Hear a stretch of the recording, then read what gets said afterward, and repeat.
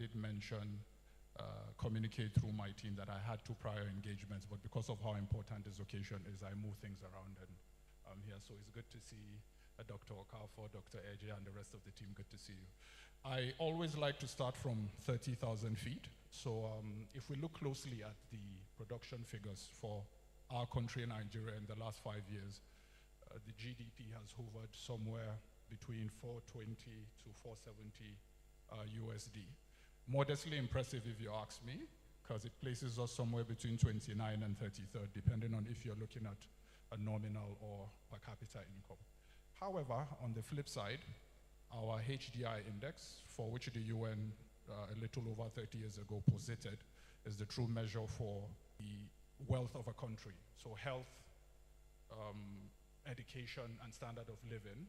We have not cracked the 0.6 mark. At the last check, it was somewhere around 0.535. Now, there are so many challenges associated with that, but I'll speak about 3 very quickly. One is resource optimization, another is underproductivity. But the third unique challenge is this. There is a huge, and I mean huge, diaspora community who would like to funnel monies back for investment, but they don't have credible platforms. We've heard of a lot of horrible stories on how there are mismanagement of funds or breach of trust. But back to our production figures. If you ask the average Nigerian or somebody looking at Nigeria from outside, what would you imagine our mainstay is? And 90% of them would tell you is oil, hydrocarbons. Well, I'm happy to tell you that in the last 5 years, the oil and gas industry has not cracked the top 3 in terms of GDP contribution. And if you look at the last 2 years, right above hydrocarbons, yes, is real estate, the space in which I operate. So I'll speak about the real estate sector for a minute or 2 before I sign off. So the African real estate market last year, at the end of 2024, cracked the $16 trillion mark. And Nigeria as a country is responsible for 12.5% of that, about 1.8, 1.9 out of the $2 trillion. But here's a very, very sad fact. In the last 45 years, since 1980, during which we've had 3 presidents with a full 8-year term, there's no administration that has contributed 250,000 houses successfully to the housing stock. And Dr. Sylvester, in his rendition, spoke about infrastructure challenges and housing challenges owing to rural-urban migration.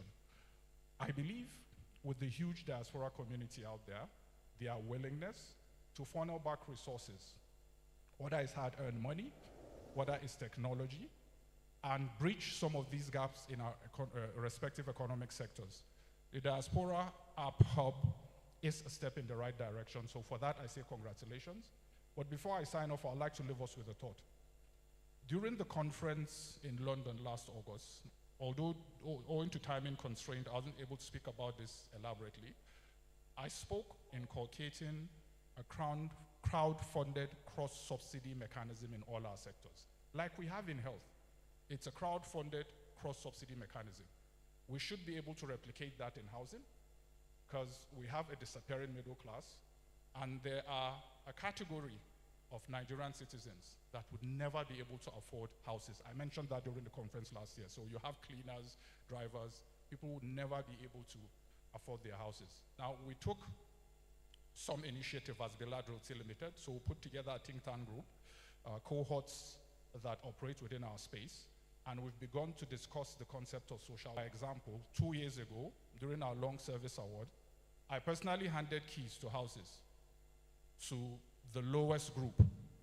So we had cleaners who had been loyal, who had been productive and committed, we had drivers, and we handed keys to houses to them, just to show our cohorts by example that, look, social housing is not only possible, it's our responsibility as operators in the sector to ensure that while we galvanize resources locally and from abroad to address the increasing housing gap, I believe it's crossed the 20 million mark, we should also think of excluded vulnerable groups, but most important, the disappearing middle class that may not be able to afford their homes. Having said that, congratulations once more to the ADC. This is a step in the right direction. I hope this platform, besides a credible platform for channeling resources home to catalyze investments, whether it's investments with ROI or social impact investment. We have a mechanism to mine and analyze critical data from the back end so that we have targeted reforms that go to the people that are supposed to. We look forward to supporting you further as this initiative goes strength to strength. May our merciful Creator put you and us amongst the guided and favored. Thank you so much, everybody, and enjoy your afternoon.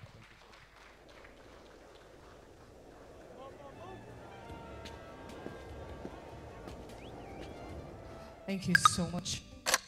Thank you so much. Welcome to a future where modern convenience meets comfort and ease.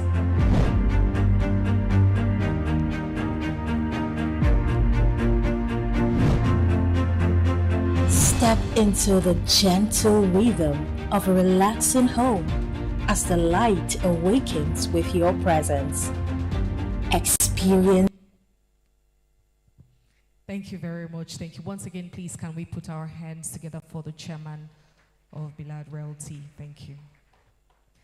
Few things that he mentioned, I held on to credible platform, and which is the reason why we're gathered in this place. Recently, you know, we've had, even before now, we've had diasporans, Nigerians outside the country, Africans, of course, outside the country, having the challenge of finding credible points of being able to invest in real estate back home.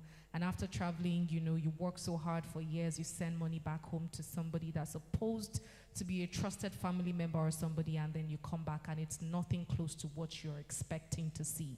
And now when you have a credible platform like this, you know that whatever it is that you put your money into, you're getting exactly what you're ordering for, which is the reason why we're here this morning or this afternoon to launch the Diaspora Hub app, and we're so excited about that. And now to bring up again another partner, one of our partners also in real estate, I'd like to at this point bring up the Group Managing Director of Citygate Homes, Panos Papanastasio. I like the name. Ladies and gentlemen, please, can we give a round of applause for the Group Managing Director of Citygate Homes? Thank you.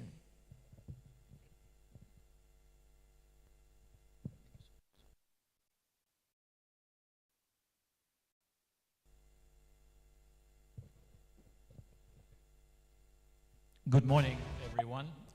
Honorable Minister of Health, thank you very much for being here. Distinguished guests, ladies and gentlemen.